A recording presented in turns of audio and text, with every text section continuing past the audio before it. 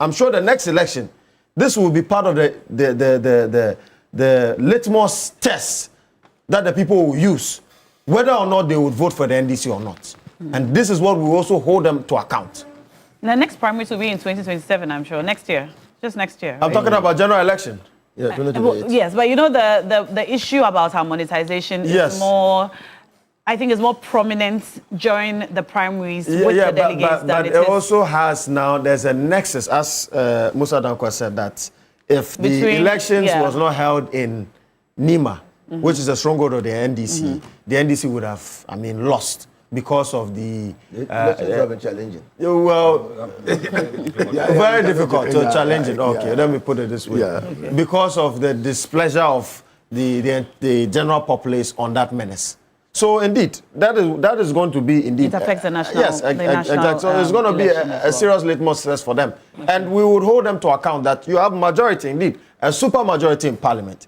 You can amend and enact laws in place to safeguard our democracy, so that at least the path towards ensuring that we have credible people and not having a kakistocratic system that we have had in the previous regime, so that people of merit would uphold to very, very crucial position and will be accountable. And that is why today I can celebrate the current Chief Justice of the Republic of Ghana, Justice Bafo Boni, who would not succumb to any political pressure and would act in accordance to the law. All right.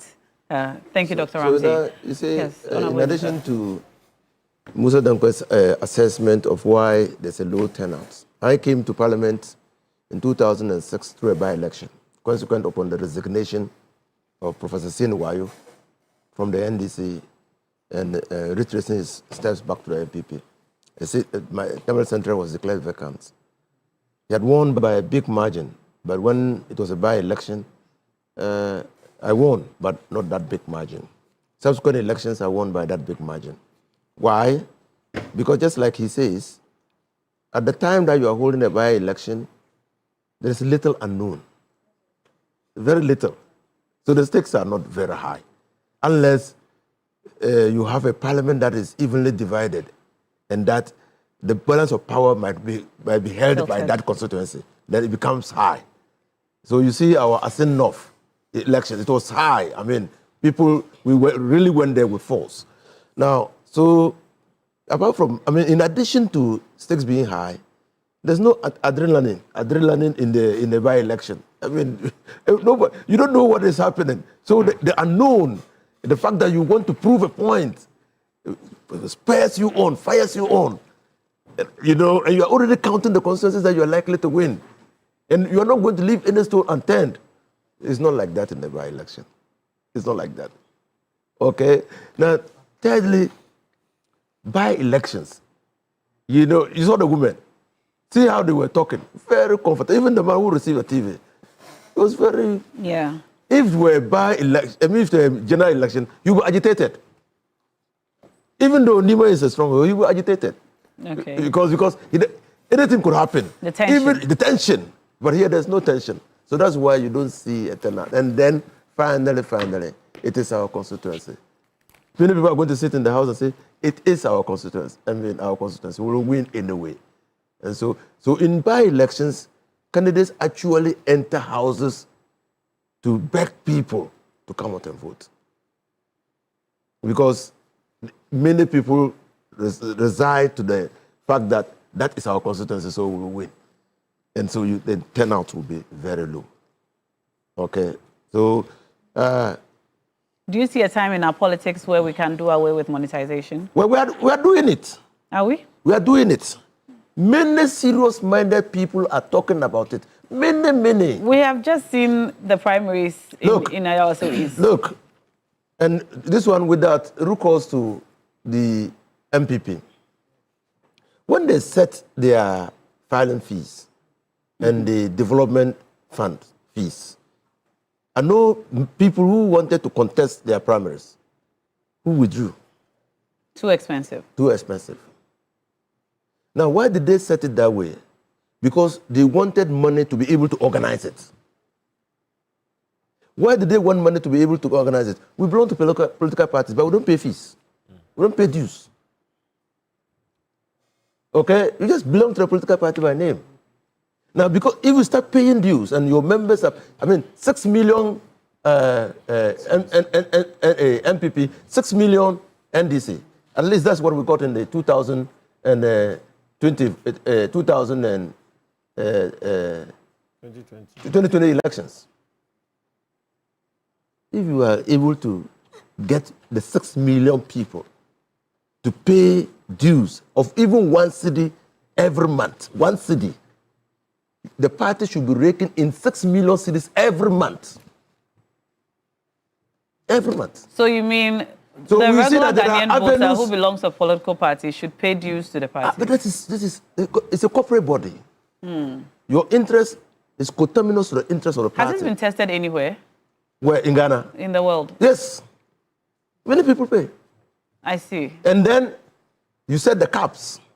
So if you are working and you want to contribute, and so they know your salary range, you cannot contribute beyond a certain amount. Immediately you throw in money to a political party, because that's why declaration and disclosures are important. Immediately you contribute beyond that amount, you trigger a red flag. Because the tax agencies are going to investigate you to see where that money is coming from. Are you not declaring all your income for tax purposes? Tax evasion, mind you, is an offense. So that's why disclosures are important. Now,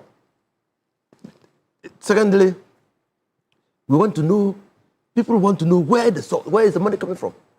Where is it coming from? And I'm telling you, there's serious work being done. There's serious work being done. I've not been given permission to disclose certain things. But I can disclose that CDD is in discussion with the Attorney General, because a draft bill is in the works for campaign financing. I see. And we have gotten, I won't say CDD has gotten the green light, tacit approval from government that it will support it. What's in this bill? Now, the whole thing is, what I'm talking about. What I'm talking about, generally, you are looking to see how you regulate political parties.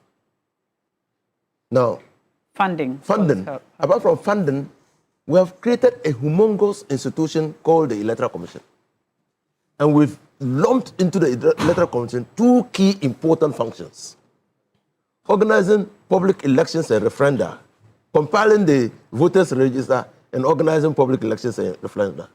And also now controlling political parties, demanding for them to file their audited statement of accounts and all that. It appears that the responsibility of organizing organizing elections and compiling the register has taken over and dwarfed the regulatory function of the Electoral Commission in terms of political parties. Okay. So the bill will be recommending that we separate the function of regulating political parties from the function of Electoral Commission, conducting public elections.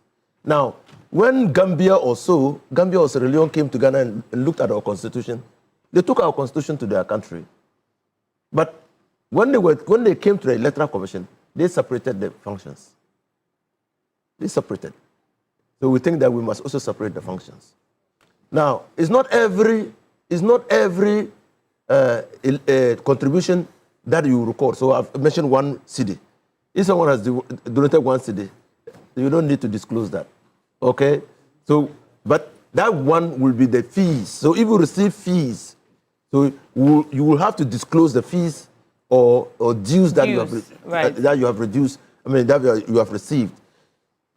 Government helps political parties. When you look at the law, I think 168 or so of the Constitution, you provide free broadcast space.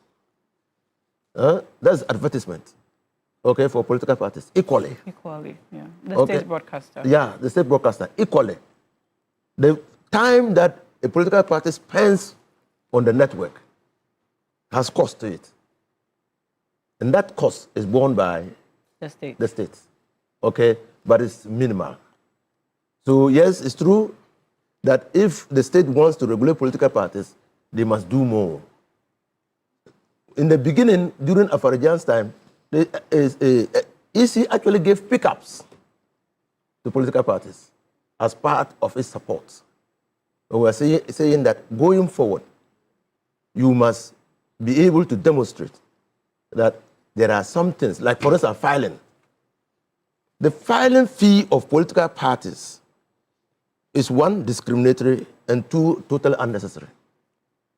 Because if the political party in an election garners a certain percentage of the votes, the filing fee is returned to the political party.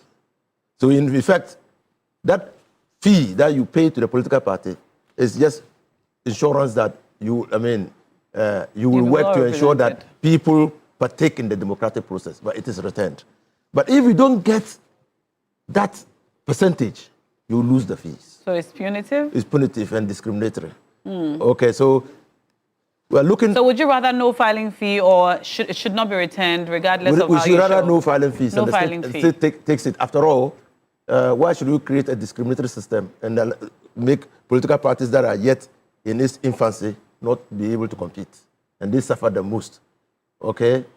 For regional offices, there is a mandatory requirement that every political party must have offices across the country. That's cost. You are looking to cut down on the cost of elections and cost of running political parties. You must also be looking at that. Because if you are going to maintain regional offices, constituency offices, those people are going to be there. Even if you're not, the people are going to work for free, the buildings are going to be rented. And that's cost. Is it possible to use virtual systems to organize regional offices? Is it possible? So that one too is under discussion.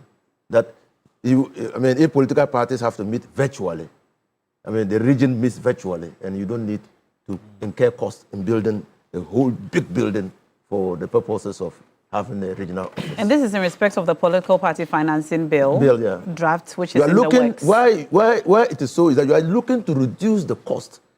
Cost drivers are part of the corruption, drivers. Okay, because you need a lot. Then, campaign window. Somehow, by inadvertence, Kufuor tried to correct it, but he failed. When you conduct elections on 7th January and the results are declared by 8th or 9th, campaign starts again. So we have almost a 365-year cycle of campaign. No country does that. So that again is a cost driver. What's the ideal situation? This situation is to have a window, campaign window. So we are going to have elections in 2028. So we say elections for the presidential elections for election 2028 will start campaign will start in September. Okay. Nobody is allowed to conduct campaigns before September. So you have 3 months window. How does that hurt doesn't hurt anybody. So you create an equal playing field. Why is it not an equal playing field when it begins soon after elections? Because of the drivers. We are looking to what is driving the monetization. So we are looking to deal with the cost centers. Okay. And when that pressure is not there, no political party will be looking for money. So the shorter time you have, the lesser the cost. The cost. We are looking at cost drivers, even though it has got other implications as well. Because governments do not have time to concentrate on the act of governing. Somehow, we voted MPs into parliament. They voted us into parliament to take up the responsibility of putting government on its toes. But the people are not prepared to sit back and allow their representatives in parliament to do the work. Maybe it's loss of trust or something, I don't know. But that's why we vote members of parliament. That when the policies start coming into parliament, they check the government, the executive, and put the government on its toes, accountability.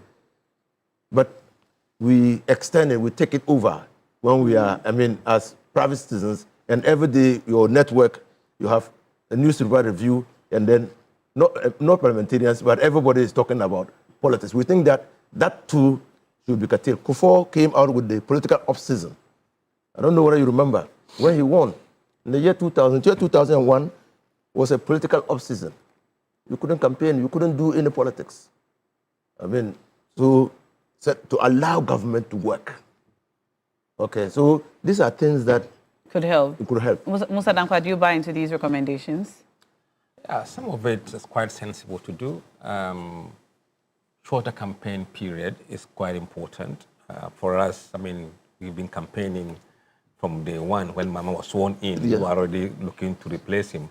And it's been like that. I mean, it's natural with us. Unless we are forced to, behave in a certain way, we will continue that tangent. On the campaign financing, I think it's very important. It should be a law that guide how we raise the money and how that money is spent. If you go to the UK and the US, it's quite open. It's done there. And when you do the campaign financing law and set a cap, it will force the politician to go through a wider pool of people to raise a lot of money. If you look at the Obama campaign, it was largely made of people who donated $100, $50, not even $20. Not the mega donors. The mega donors are interest-seeking politicians. Parties. Exactly, and they will drive the government. They will control the government from remote. They will do all sorts of things. They will hijack the state. They're the ones who cause the state capture. I mean, we don't see what they do and how it affects us. So we have to really be very serious about that. Look, and also the financing or the funding of campaign by the political party themselves. What do they spend their money on? I mean, sometimes it's quite ridiculous what this money is used for. So we need to sanitize it. It will take time. We have to be patient. We have to be resilient in terms of what we want to achieve. It's not going to be a 9-day wonder because it doesn't happen like that. We've been doing this for the past how many years? 30-something years, yeah. It won't take just 1 year or 2 years to resolve it. But we must start seriously, and hopefully we can get to the bottom of it. All right. It's a possibility. It's a possibility, yes. All right. Let me read some more of your messages coming in this morning. You can send them through on our Facebook Live feed. Just go to the comment section and send in your messages. I will read them as they come in. Aziz Donla from Wa says, he's talking about the interjections from earlier. That has stopped. And so I acknowledge your message, but we're good now. All right, more messages coming in. Good morning, Na, to the gentlemen in the studio.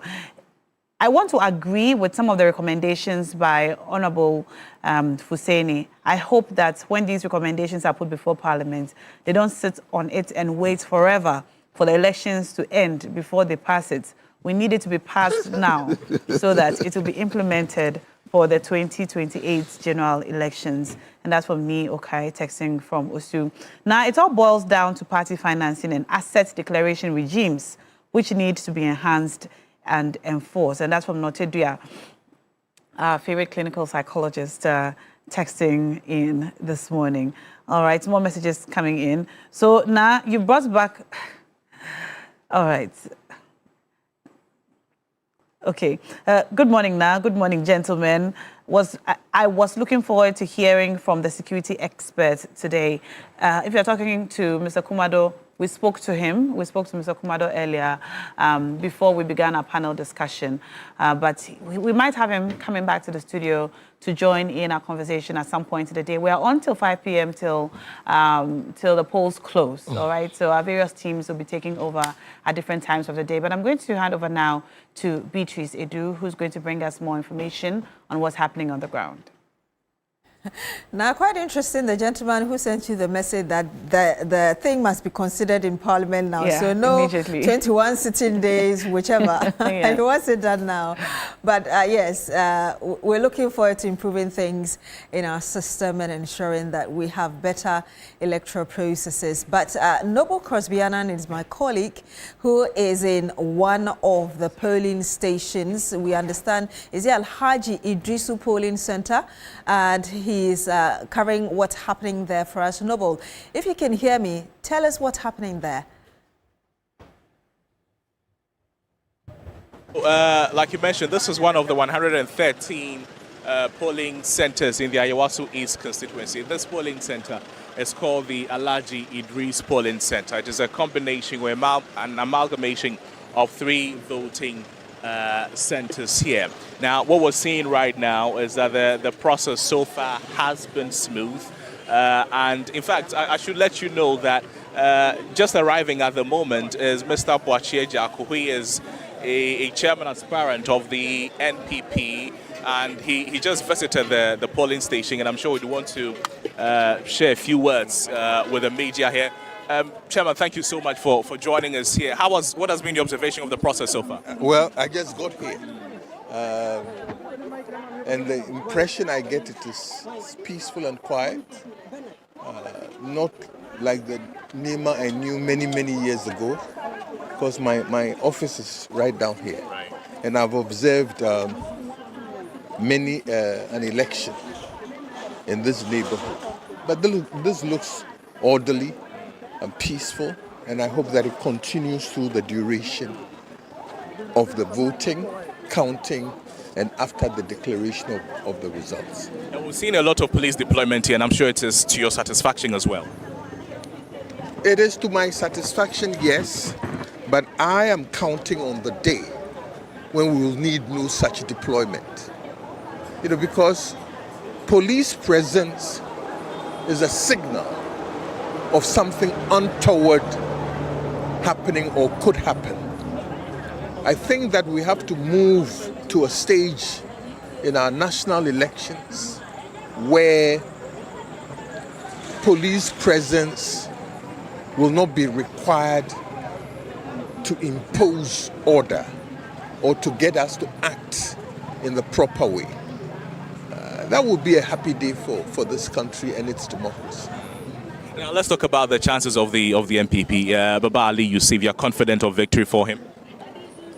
We should be, and I am, because of certain shifts in the dynamics of this constituency. Tell us about it.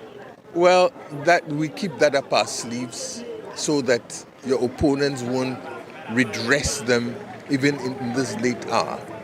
But we know of the things that have happened, and they themselves know that have happened in their progression towards this election. And we intend to take full advantage of those. This is a constituency the NDC has won for a very long time, a stronghold of the NDC. What is making the NPP very confident that this time the tides will change? It's their stronghold, I agree. Yes. But every election is different. The minute you plan an election based on the past elections, you are courting failure. I know certain things have happened here, but in life, people change. Today is your stronghold, tomorrow it may be your weak hold. We are counting on certain factors that are inherent and present in this constituency over this period to turn things around. I have two more questions. Global Info Analytics is putting the election squarely as a victory for the NDC. Does it not disturb you in any way? No. I've seen polls and polls and polls, both home and abroad, gone awry. So poll is a guide. If you take the information in polls, you can use them to reorder your steps, or you can use them to emphasize and strengthen your steps. He said what he sees. We will work with what he sees and what we know and carry the day. And my last question to you, and please allow me, we cannot let you go without asking you about the NPP. The party has put in place various measures now. Elections will be happening very soon from the polling centers this time up. What do you make of the entire decision of the NEC executive, the function executive of the NPP? That is our normal route. Voting from bottom up is not a ritual. It is a strategy of renewal and giving people a new lease of life and a new mandate. So it is the natural thing or the normal thing we've done since the inception of this party. So there's nothing new to it. It's not a ritual. is a strategy for renewal. Wish all the best. Thank you. Thank you so much. Before we let you go, we've seen... let's still stay with Washinja. The police around. Today happens to be a working day. And from the time we set off on the morning, it seems turnout has been on the low side. Will it be a factor that the heavy presence really is deterring people from coming out? I don't think the police presence is a deterrence per se. By and large, by-elections are not that patronized in this country. Secondly, by-elections in strongholds are presumed as foregone conclusions, and that in itself depresses voter turnout. So these factors may be at play. But as I made the comment earlier, it's good to have police presence, but it speaks negatively of our evolution in our democracy.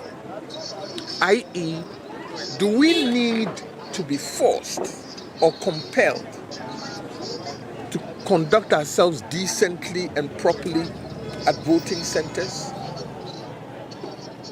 If the police is the one that has to impose good conduct, then there is something amiss.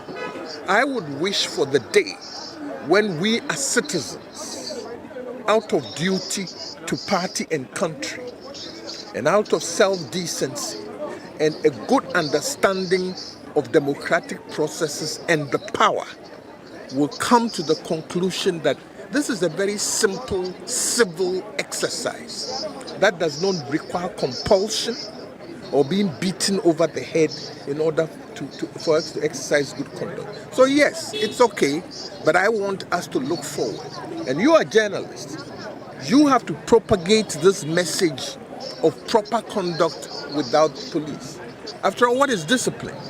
Discipline does not mean someone is forcing you to do something.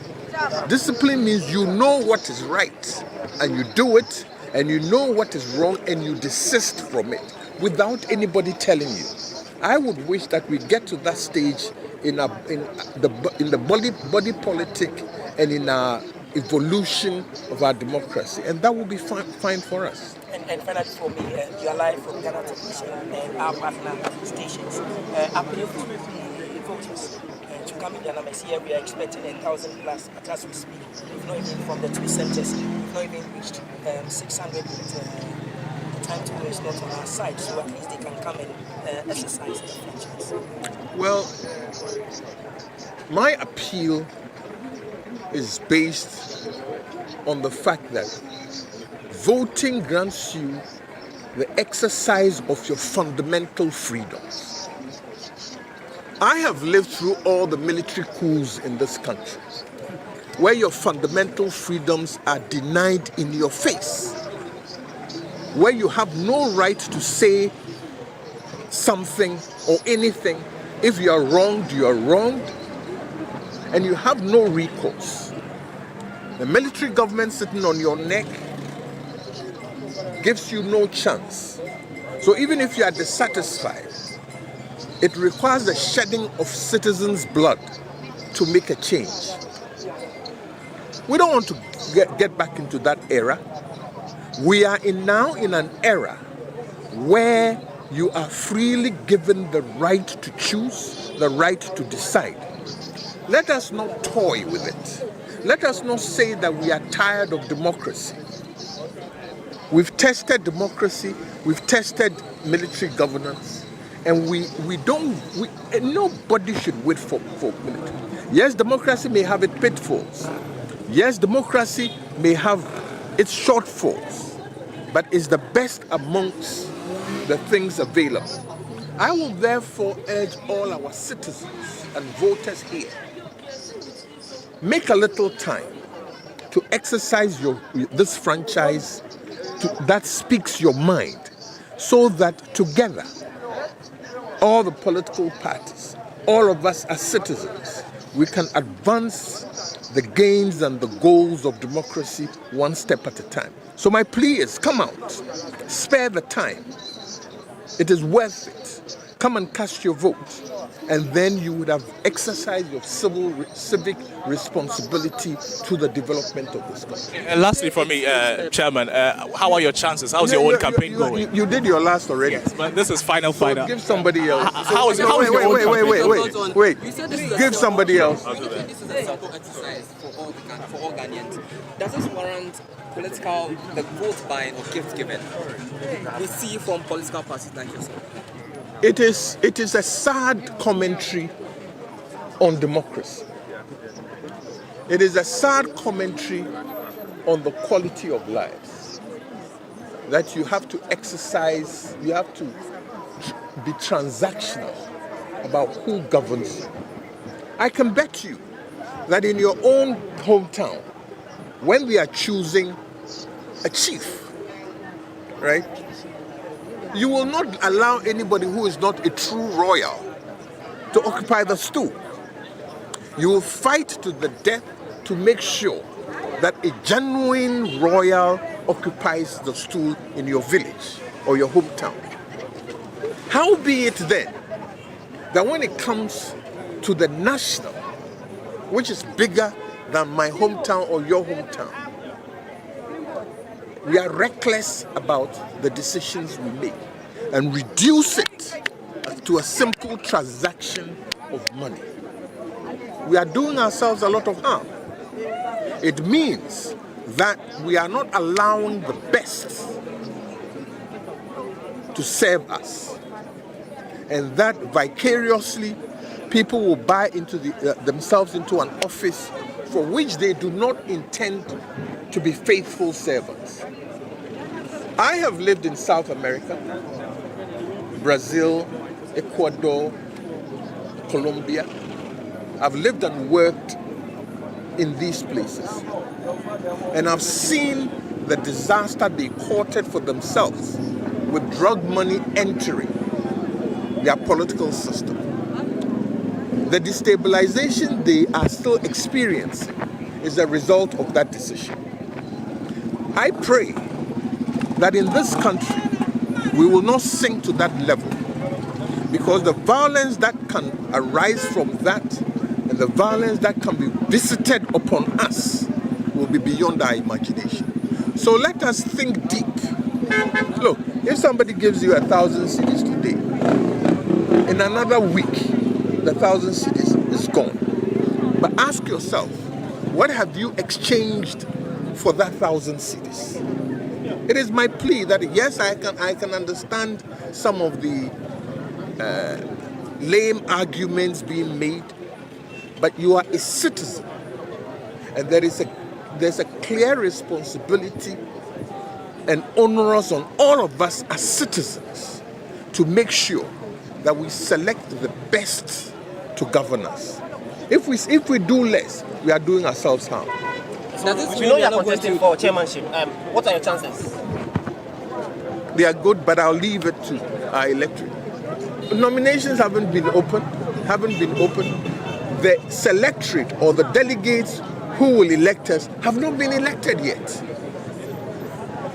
So when the time comes, why should they vote for Jaco and not the others? Well, they know my capabilities. I've served this party long and hard. They know all the roles I've played in this party. And they know that I can advance the cause of the new patriotic party the best.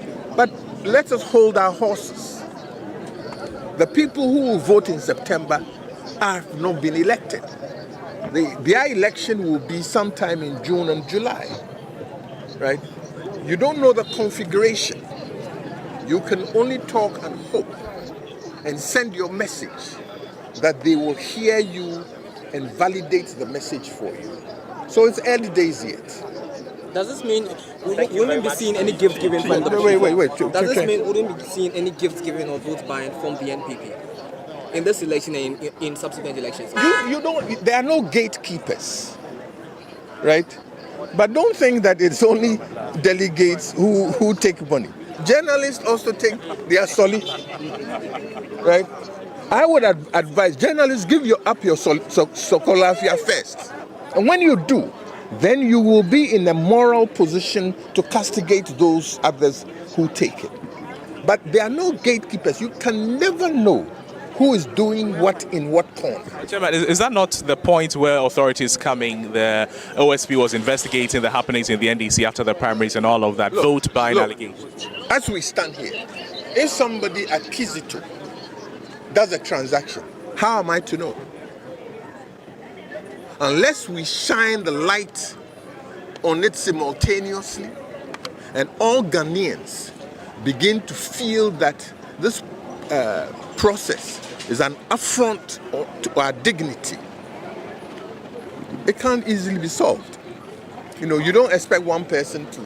All right, thank you.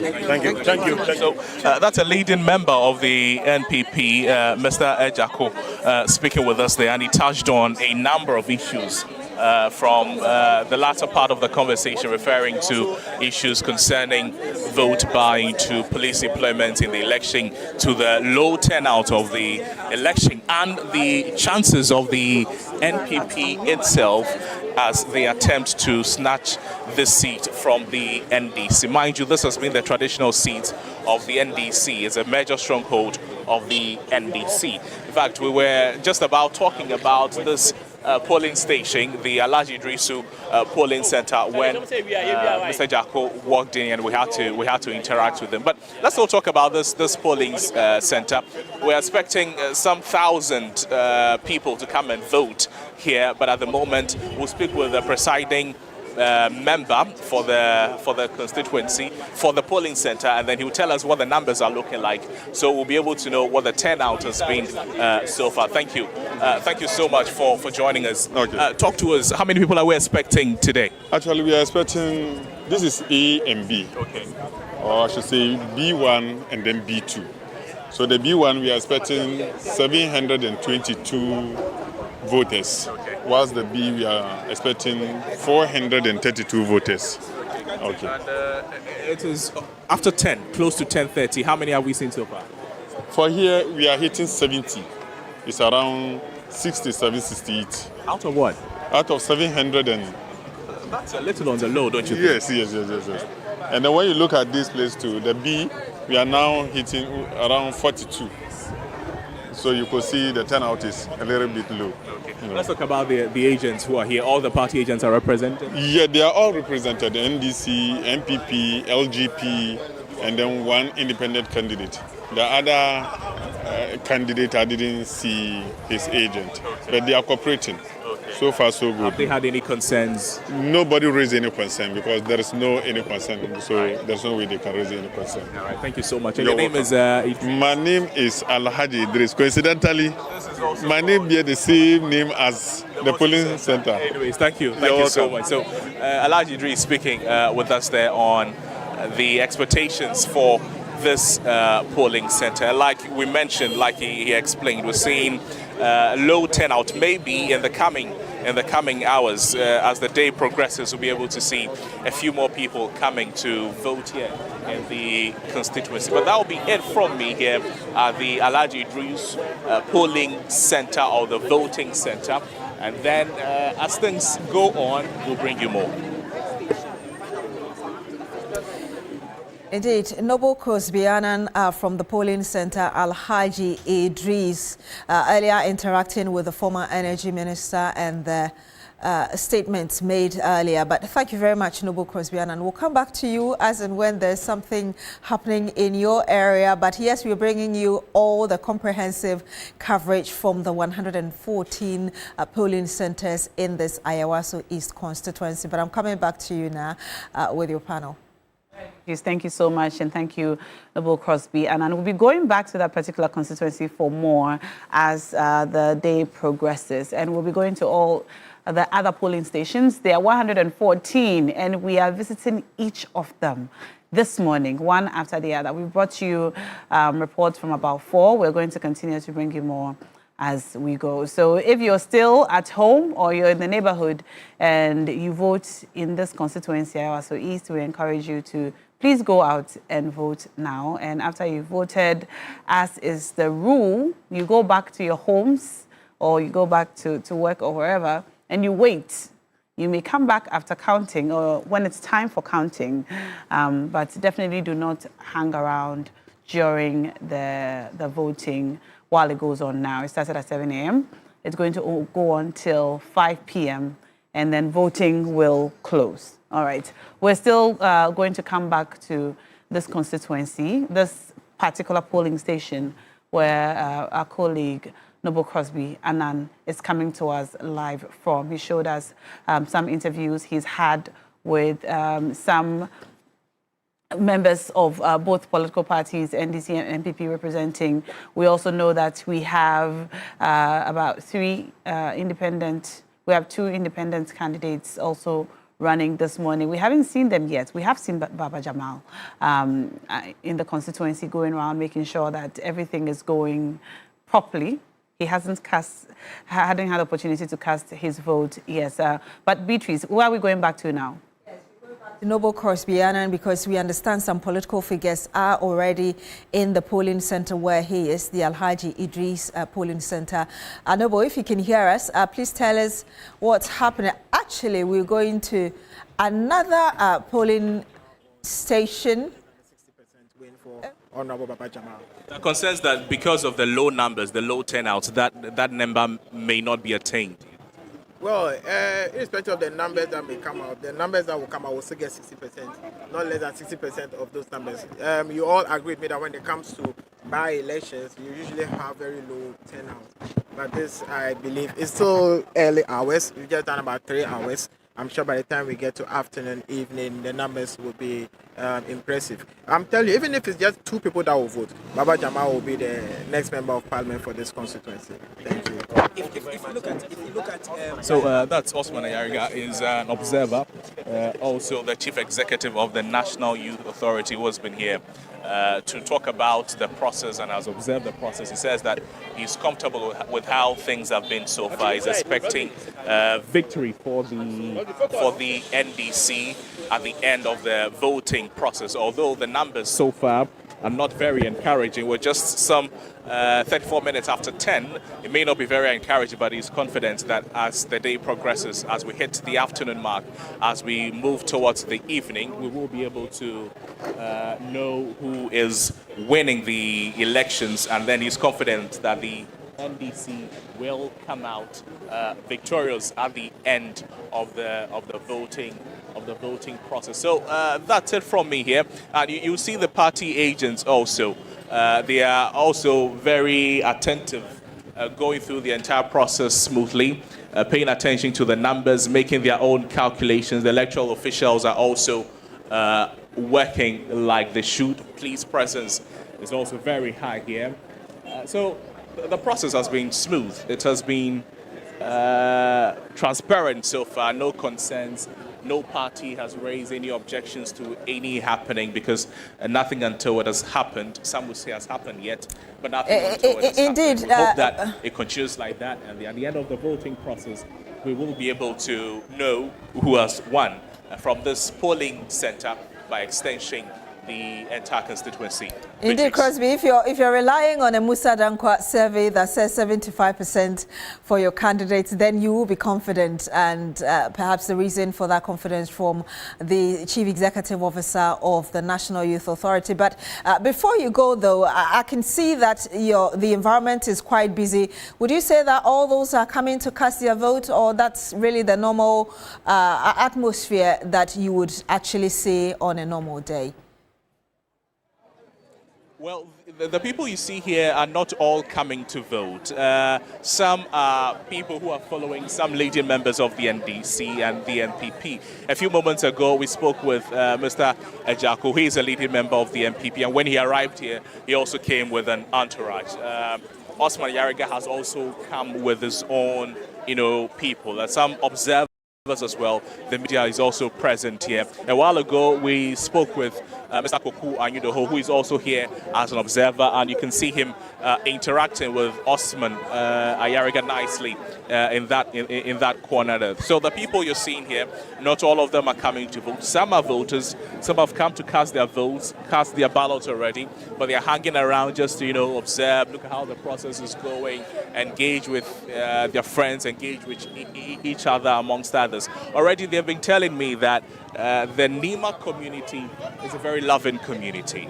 Although they belong to different parties, they are very relatable. They are very charitable. They do not let politics divide them in any way. So regardless whichever party they belong to, although they may be coming from opposing sides, after the entire election process, they speak like usual, engage like usual, break fast like usual. Everything is very normal here. So that is also contributing to the number of people we're seeing here. Also, I should tell you that this is the polling center that the Honorable Baba Jamal will be voting. The former High Commissioner to Nigeria will be voting. This is his voting center. So it also accounts for the reason why we're seeing some numbers here. Some supporters of the NDC, they will want to see him. They will want to engage with him. So it can also account for the reasons why a few of the supporters have gathered here. But if you cast around, if you look around, the entire Nima community is beaming with life. It's a very usual day.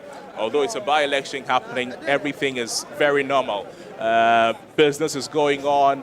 The traffic is usual. There's always traffic in the Nima community, particularly on market days. Even when it's not a market day, there's traffic. So it's very regular here, Beatrice. The numbers tell that the process is smooth, and we hope that it continues like that, Beatrice. And a while ago, we saw Kokwanyido, the man you talked about, in our shorts. But would you tell us, I mean, the police, if you're telling us that Boache Jako and the other political figures who have come in came in with crowd, it means that the police has an extra challenge of ensuring that security is really that great. Can you tell us how they are handling the extra crowd coming in because of these political figures who are coming to this polling center? Right, Beatrice, so like you mentioned, the police presence here is on the high, and I'm sure they anticipated that the numbers would be high. The visiting delegation, if you like, will be on the high. That is why they prepared themselves and they came here in their high numbers so that they'll be able to attend or adequately police the entire process, the election process, as well as the visiting people who will want to observe the entire process. Kwaku Anyidoho, he is also observing the process, and he has shared with us what his observations have been so far of the entire process. So far, I think the police, they have conducted themselves properly. There's a few of them are standing, guarding the process, and there's still a number of backup who are sitting and ready to hop in if the need arises. There's some police vehicles also around the entire Nima community. So they are very ready, and whenever the need arises, they will be ready and then stepping to foil or quell any unwanted situation. Beatrice. Perhaps a final one from me before you go, Crosby. We had the former energy minister talk about the dangers of the monetization of Ghana's politics. As you've been there at least a few hours, have you seen any sort of vote buying or any kind of, any sort of thing like that going on? Well, Beatrice, we've not seen visibly activities that account for vote buying. We've not seen people going to take money from party agents, from delegates after voting or before they go and vote. But the interesting thing too about vote buying is that sometimes it does not occur in the full glare of the public. Of course, sometimes it does, like we saw in the primaries in the Ayawaso East constituency of the NDC. But it does not always happen like that. So it may be going on, but we may not be seeing it. Like the former energy minister also mentioned, sometimes it is done under the cover of darkness. It is done in a way that you would not be noticed. Maybe it's done electronically. Maybe some momos are being sent, some transactions are being made here and there, and you may not be able to know what they are for. But so far, we've not seen anything like that. The agents have not raised any concern like that. The party faithfuls here, they have not also suggested to us that people are buying their vote or people are influencing them to go and vote. I should also mention that it was yesterday, 12 hours before the start of polls this morning in the evening, the deputy women's organizer of the NPP in the constituency, she had cause to raise the concern that there are some allegations of vote buying already going on before the day of the elections. But so far, I should tell you that nothing like that has happened. Nothing like that has come to our notice. When we see that, we will definitely let you know. Maybe if we have time, we can have a quick conversation with some other leading members of the political parties. The NPP is here. So thank you so much. You're live on TV3. Talk to us. Right. What has been your observation so far? Yeah. Good morning. Good morning to your viewers. It's been a very, very quiet process. I've been to quite a number of polling stations. The turnout is extremely low. Everywhere I've been, it's getting to 11 a.m. and you hardly get 10% of the people coming out. A few factors, maybe the Ramadan and all of that, contributed to the state of quietness. But it's also typical in by-elections to have low turnout. So as the day goes by, we'll see how the turnout comes. And I'm sure the NPP is very confident of victory, although the latest poll from Global Info Analytics does not give it to you. We have listened to Global Info Analytics. For some weird reason, the polls came out pretty late. I only heard of it yesterday, but I've expected him to be polling much earlier. But in any case, we saw his polling in the NDC primaries and how it went. And so we are still confident. We've seen what transpired within the NDC itself. They have about 3 factions in these elections. And hopefully we're leveraging on it. We know our strengths within the constituency. Ours is to ensure that our people come out today to vote. And if we get it right, then we can carry the day. How will you be able to bring them out to vote, bearing in mind all the concerns that you mentioned that may be contributing to the low turnout?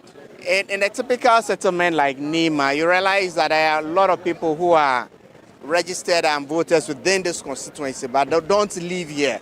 So then on days like this, it boils down to your capacity to be able to get all of them to come back to vote. And people see this place as their traditional places, but because of the state of Accra, they probably might have moved to other places. And so the strategy is getting them to come and vote, and that is what we are trying to do. And so far, I'm sure you've also not seen or heard allegations of vote buying ongoing. Not that I have seen or heard of. The police presence is massive. And places that I've been to, there were more police people than electoral officers and voters. And so I have not heard of anything. I don't expect any such thing to happen. I'm sure we'll have a very quiet and uneventful voting process today. Honourable, thank you so much. That's Honourable Fuseni Issa. He's a former Member of Parliament for Okaikwe North constituency, speaking with us there. So, Beatrice, if you ask me, the entire process so far, from the various testimonies we've heard from observers, interested parties, stakeholders, party agents, the voters themselves, it's been smooth so far. It's been very regular, very by the book. We're not seeing any concerns. So talk to us. How's the process been for you? Well, the process, I'm highly disappointed on the atmosphere and the action of the Nima people. Because you see, as you know, everybody knows that this election in Nima, by this time, it should have been the atmosphere, the people coming out, the queue to vote for NDC. But now look at this, empty. The Electoral Commission are pressing their full. Nobody is busy because they are tired of NDC. They are tired of them because there's nothing in the Zongo that they can boost and say that this is for us. It's only noise. Talk about dollar. Can dollar pay transport from here to Swadama for the Lima person? He wanted such a way that he can get money to go to Circle, get money to go to Kumasi Maulud, get money to go to Chief Imam Maulud. And they are doing Maulud, he can't go. You're still telling him that NDC is the best. Scorpion will bite somebody today. So you think that is why the turnout is that low? Yes, that is why, because they are tired. They come to your moment if you The person doesn't have one CD, so from his house to here, he doesn't have one CD. How can you tell him that he should just walk from his house to come and vote for you? You have no policy for him that take care of his 6 children, 7 children, 13 children. Then you are told that he should come and just vote for you. If the turnout is low, it's not only affecting the NDC, it will affect the NPP too. How are you taking advantage? No. If the turnout is lower, Scorpion will bite somebody. How will that happen? I'm telling you, MPP will surprise this election. You think so? It's a surprise election. So it's strategies. Per the experience that we have, it's a calculation. Politics is just a calculation, just like you want 17. So you minus 40 plus 40 and 30 and get 70. This is what we are doing today. You see, the confidence today, we don't want them to see. But we know the results. We know the results. Will you be disappointed if it does not go your way? There's no disappointed on this election. However the results will come, Scorpion will bite somebody. The poll is not putting you in pole position to win the election. What is making you very confident? The low turnout? There's a poll says that we won the election, we lost. There's a poll says that we lost the election, we won. So I don't normally focus on the poll. I was on the ground since the day, from day one. I go to every single police station. I go to every house. I listen to Nima people. The national anthem they are singing. What kind of party you have a son who just says that, oh, me too, I want to survive.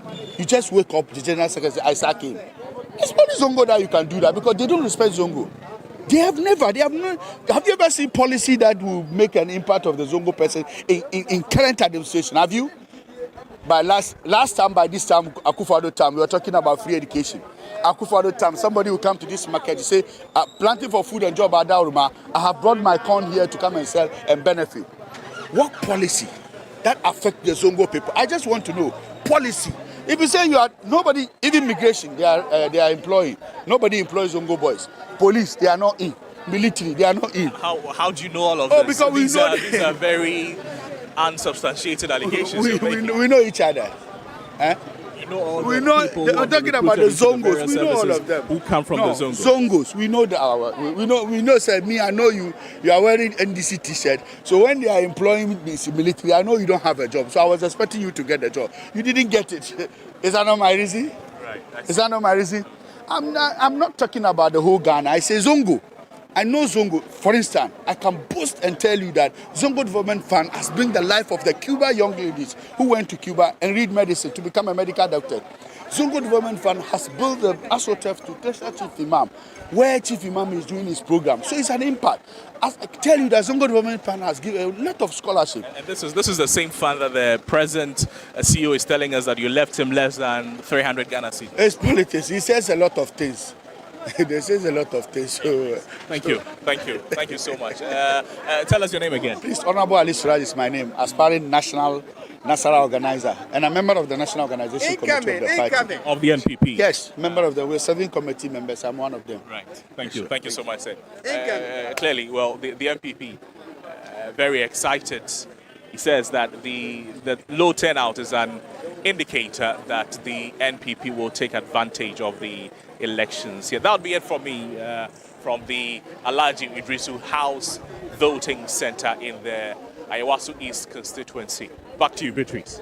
Thank you very much, Noble Crosby Annan from the Alhaji Idris Polling Center in Nima. So within the Ayawaso East constituency. Coming back to you now. Interesting comment we had in his interaction with the people there. I know, and interesting mathematics and calculations that he was putting out there. But I guess it's all in jest for some part. Yeah. And the good thing is that so far the atmosphere has been peaceful. Yes. In Nima and throughout the constituency, which is what we were hoping for. Exactly. So that's good. Kudos to the Ghana Police Service, and also kudos to the constituents of this constituency for allowing for a peaceful atmosphere to prevail since voting started some 4 hours ago. But we're all going all the way till 5 p.m. and we'll continue to bring you the live reports.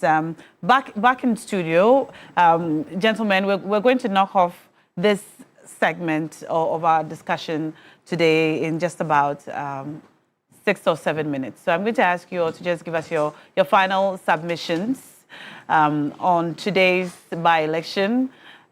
We already know that the Honorable Magaya, we already know that you are planning on pulling a surprise. The NPP. Oh, you win. pulling a surprise, just as Mr. Ali in the video just was telling us. That Scorpio will bite somebody. Scorpio will really bite somebody. A Scorpio will bite somebody. You know, apart from what issues that he raised in the video, the things the Nima people themselves are saying, they see Baba Ali as one of them more than they see Baba Jama. So that's also a factor MPP will leverage, apart from the fact that in the 1 year of Muhammad administration, Nima has not seen anything. So for us, it's winnable, and and it's a win. Oh, it's a win for MPP. Okay. I just told you that we are going to pull a surprise today. The whole nation will be shocked. No scorpions, though. Oh, no. I think Keep your scorpions that, in check. figuratively, meaning we are going to win the election. I see. All right. Per calculation, most of them will talk. But you see, Nima, people are changing, you know. Now they are looking at their case school fees, how fees HS, they used to have fees, as Ali said. And now you have to go and a whole toilet of prospectors, go to the schools and buy uniforms and so on and so forth. So this all are coming to play this by-election. I don't know, there are no MPP will be victorious. All right. Dr. Ramsey. Well, now, I wish both parties or all parties who are contesting this by-election well. At the end of the day, no matter who comes out as a victor, if this election is done in a fair and transparent manner, Ghana wins. Yeah. And so I think that we have discussed the teething issues bedeviling our political landscape. It is incumbent onto the NDC government and with this supermajority to see how best they can be able to leapfrog our democracy into a democracy that will be enviable across the length and breadth of Africa. To end on this note, the people of Zongo deserve better. They deserve absolute development and not whimsical promises from political actors.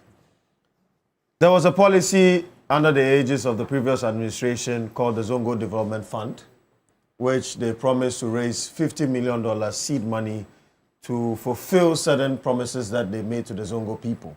Today, Nima hasn't changed, Abu Abu hasn't changed, Madina Zongo hasn't changed, and it's still the same.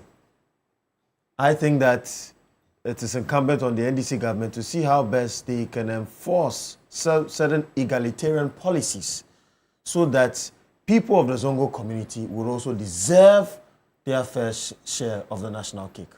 All right. Thank you.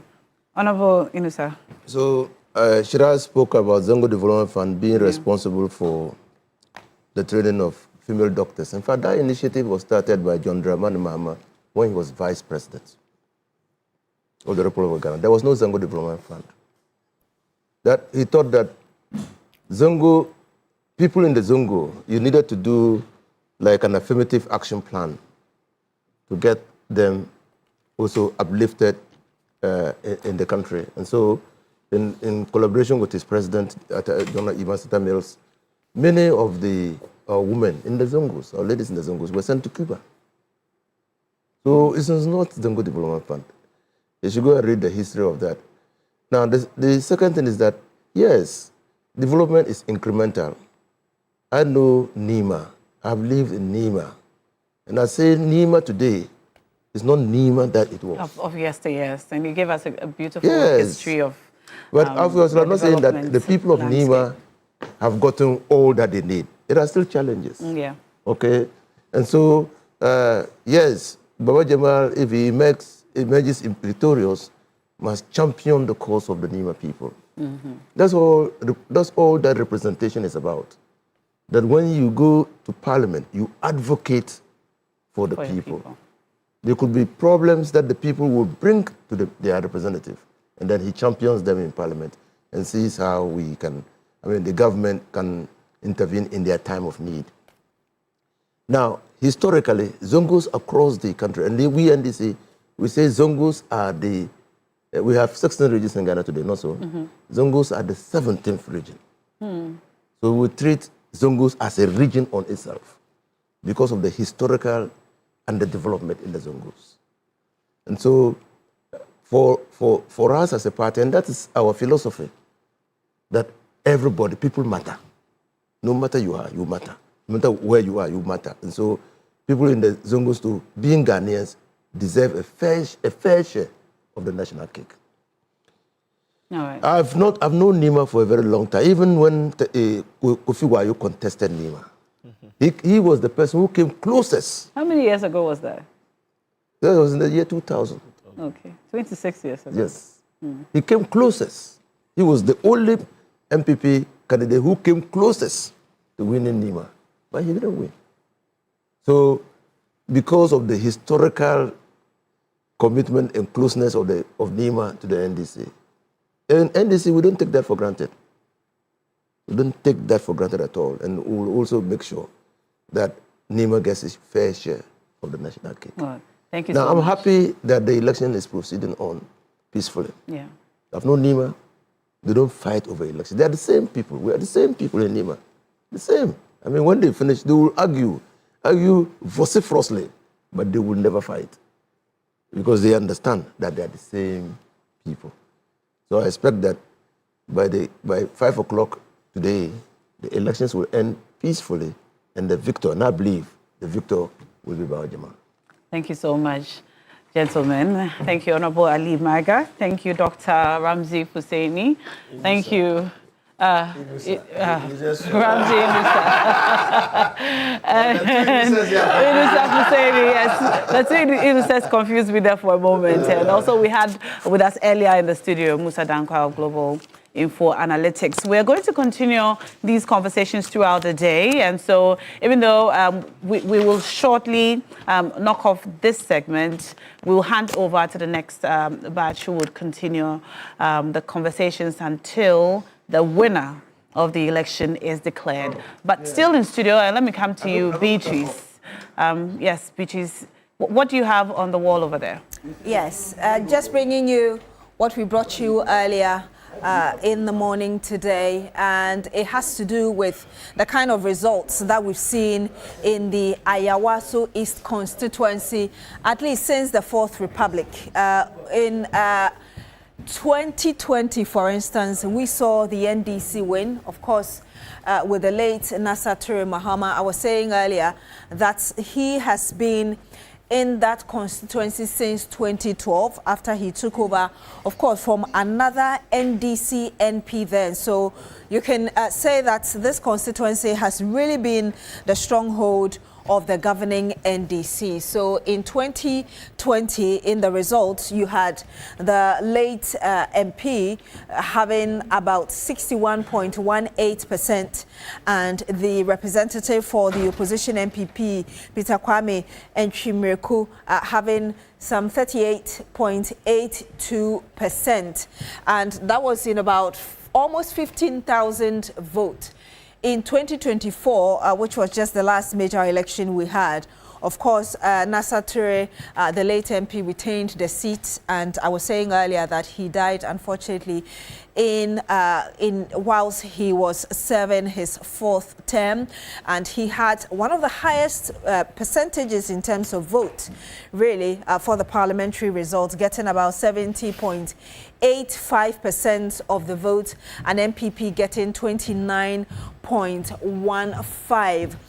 Again, we go back to 2012, which is when the late MP took over the realms of power in the constituency, the Ayawaso East constituency, where he polled 65.44% of votes there, as against 34.10% for the MPP, represented by Alhaji Mohammed Baba. And so you can tell that the MPP has been in the 30s, really running through the general elections we've had, particularly the parliamentary election results. Of course, NDC maintained the same candidate going into the 2016 general election, and in that parliamentary election, he polled 62.10%. That's the late MP.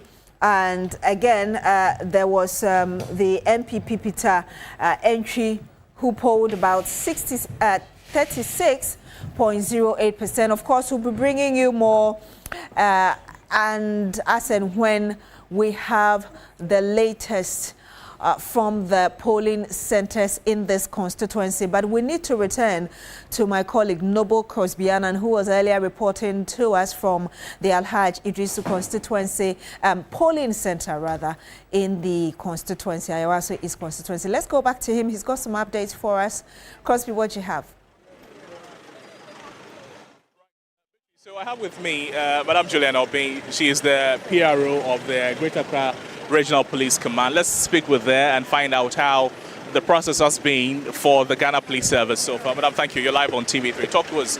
How many centers have you visited so far, and what has been your observations? Over 35 centers so far. I'm still doing my visitation. I've also been to the collation center, and so far so very good. What has been the feedback that you're getting from the agents, from the Electoral Commission, and some of the supporters? Are you getting any comments here and there? So it's been good. Professional behavior from the policemen and women we deployed here. We're seeing a lot of the deployment. Is there a reason why that number was deployed? What number are we looking at too? We are not able to give you the number, not because we do not know, but because we do not want to give the number out. But yes, if you have seen a lot of our people here, it is because we do not want to leave any stone unturned. We want to make sure that the security coverage for this election is free, fair, and is well done. There are the concerns that the heavy deployment may be intimidating some voters. Do you share with that? Do you share in that?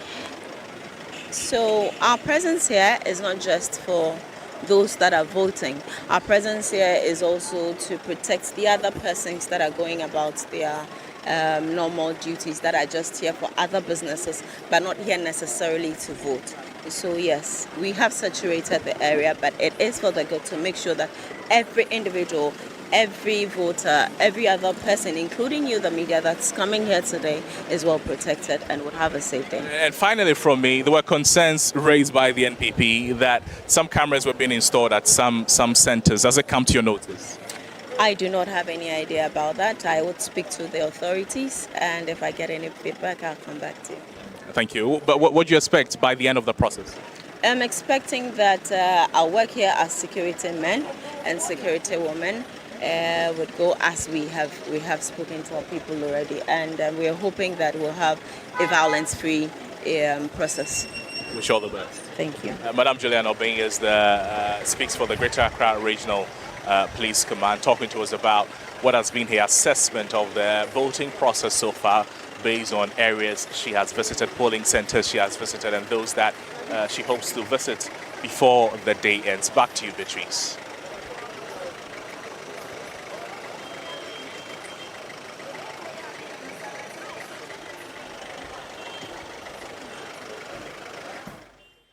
And this is still your election command center. We're going to be going to the presidency right now because Felix Kwachofosu is leading the government accountability series. We'll go pick that. After that, we'll continue with our coverage of the Ayawaso East constituency by-election. Do stay with us. 2025. It received 43 reports from institutions and individual petitioners. Of the 43 institutions, 36 appeared before the committee as follows. 1. Office of the Administrator General. 2. The Ghana-India Kofi Annan Center of Excellence in ICT. The Ghana Post Company Limited. Ghana Revenue Authority.